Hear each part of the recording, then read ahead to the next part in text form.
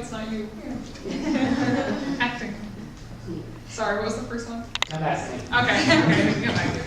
Although to Kelly's credit, like last week, we had been through rehearsal and afterwards we were having dinner together and I was like, no offense, because you're doing a really good job, but I really want to punch you in the face when we're... You're ones that talk, brother. Well, and that's the other thing you were saying, what difference does it make? How is it different that females playing a character?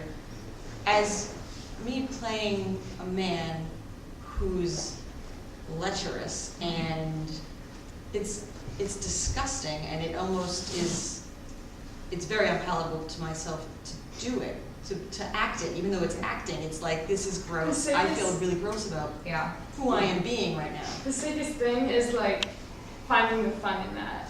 Like being like when I follow you off in the carnival scene, it's like, wow, guys like feel this. like they do this shit and they like it. And like it's so messed up. And like feeling that is really alarming. The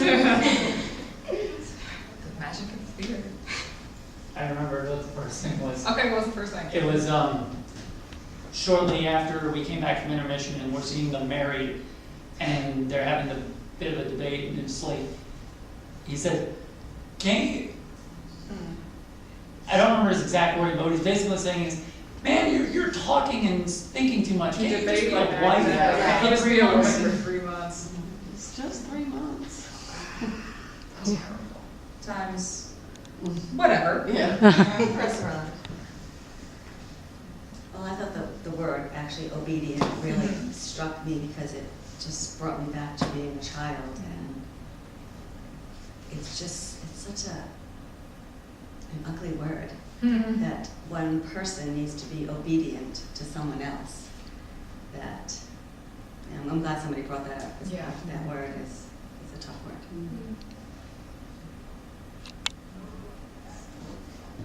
I feel like that kind of,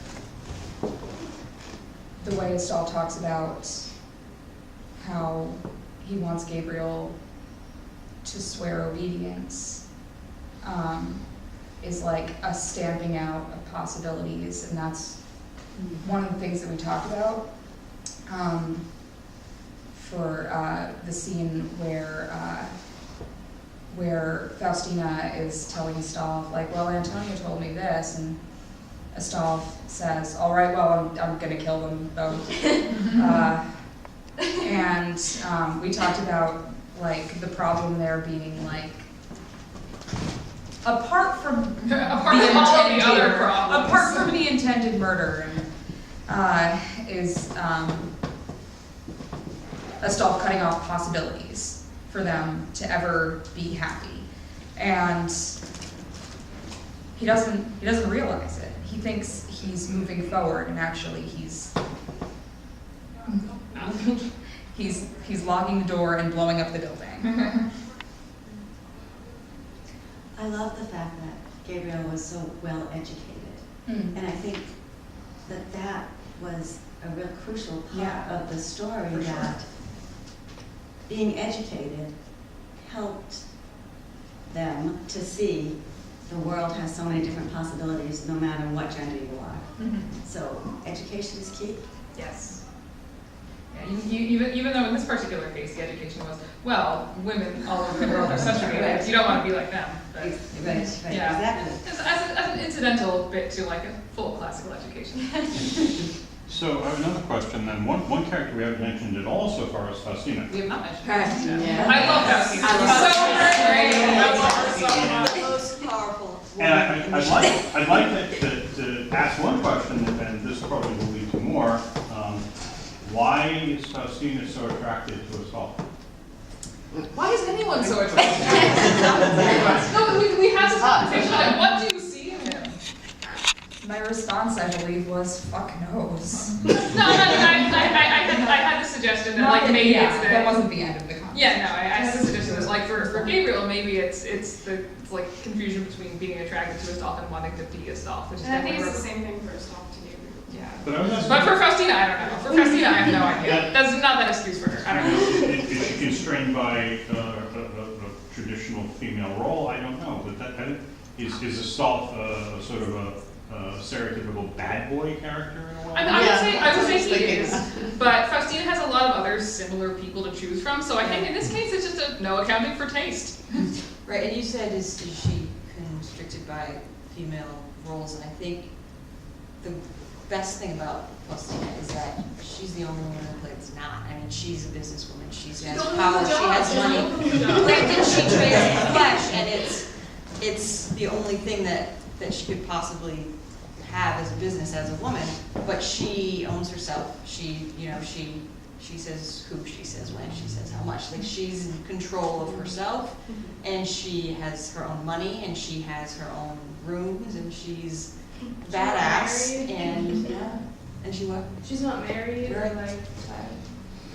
And she's like Satimia's complete foil. Like, Satimia has been raised and told, you're a woman, you are to be subjugated, and she has, because she knows nothing else, has willingly accepted that role and wears it as a badge of honor, where Faustina has said, nope, I'm not doing any of that stuff. Well, it's I feel also like where I also you're do have to say, just for the sake of being pedantic, that the idea that women could have no other jobs is definitely like overstated by fiction. You know, there were women shopkeepers, there were women doing this and that.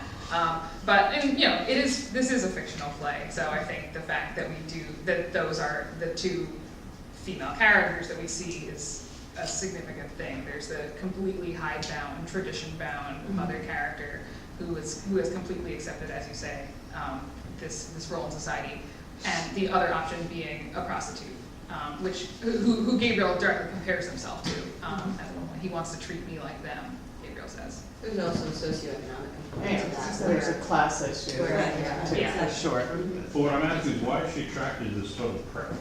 You'll have to ask her. Maybe Yeah. I guess it's like a challenge, like why does he not like want me?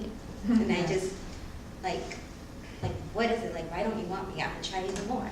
So Yeah, it's hard to get. Want what you can't have. it's hard. Yeah. I think Astolf is also very captivating too. He's a very dynamic character, and he's very like commands this sort of presence around him that a lot of people are drawn to. And if like somebody like Faustina doesn't get like that sort of attention from him, from somebody so like, you know, entrancing, and she gets attention from everybody else, and this is the only person It's out of so reach, then she could probably compare her own worth to that. Right. So I noticed that in our discussions, like at dinner and at the pizza day we had the other day, we kind of always end up talking about everyone except Gabriel. What's your favorite part of the show, Christine?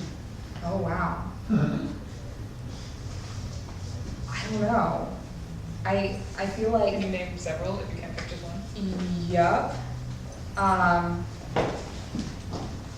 feel like I don't have a favorite scene. Well, like, I do, but it's messed up. I mean, that's fine.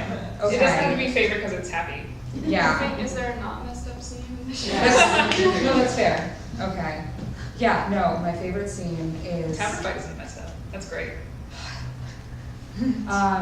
Wait. no, my favorite part is, I know it is. come on, man. Sorry. Is the end of Act 4, which is Gabriel and Astolf's big fight, and it's their last conversation. It didn't hit me until a couple weeks into the rehearsal process. I'm like, this is the last time they speak to each other, and this is how it goes. And I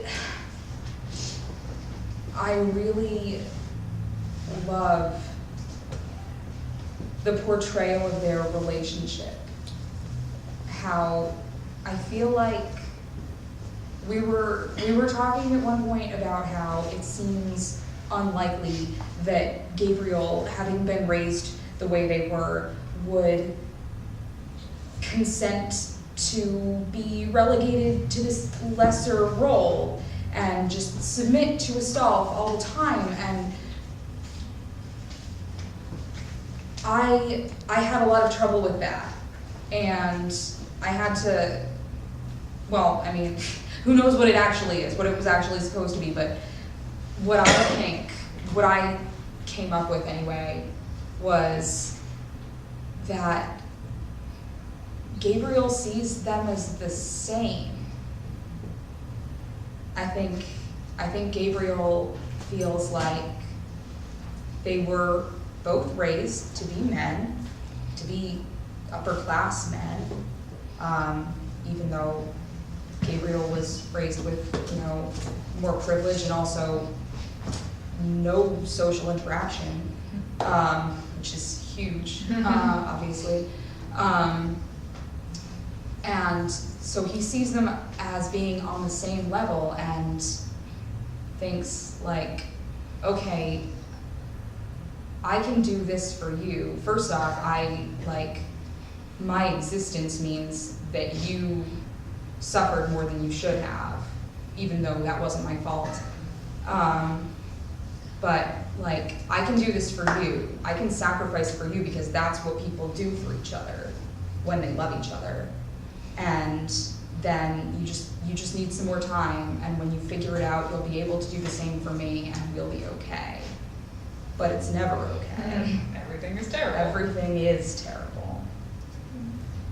Sorry I interrupted you before. I was thinking that the tavern fight was an unproblematic scene, and then I remembered the whole stabbing being cute, so no, it's still bad. Yeah, no, everything's messed up. There's murder in that scene. People are dead. I'd like to point out that yesterday during Fight Call, Nina got very hurt. They slipped in the water, and they had to leave.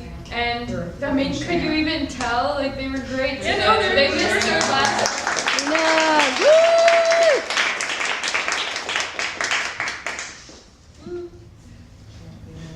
Yeah, no, everyone's worked really hard on this. I'm really proud of my cast.